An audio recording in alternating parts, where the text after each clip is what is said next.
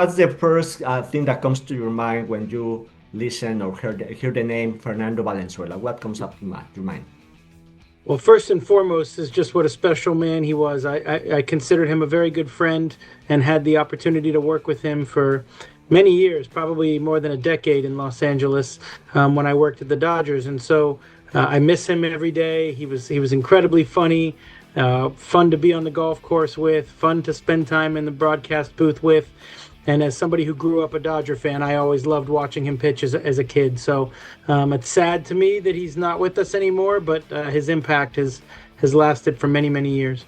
And I just remember he took the ball every 5 days. So from basically when I was 5 years old till I was almost 13 years old, you could just count on him always being out there for 6, 7 innings, 8 innings.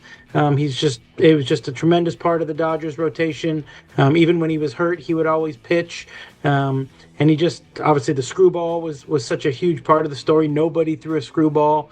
And then as I got to know him in the later years, getting to understand some of the stories of his upbringing and the stories from Mike Brito, the stories of so many wonderful moments with him. Truly a special person. What does make Fernando a good candidate in this list? You know, Barry Bonds, Ray Clemens are monsters.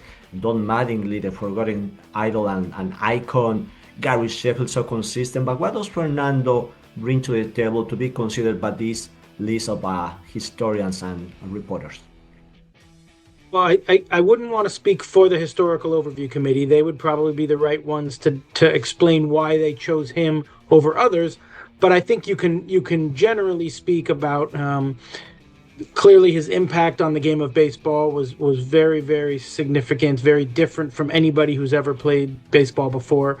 And his statistics, what he did not just in 1981, but over the course of his entire career, the impact he had on the field, the impact he had off the field. He's won world championships and Cy Young and Rookie of the Year. A lot of those are the things that the Historical Overview Committee looks at when they decide who deserves to be looked at again. And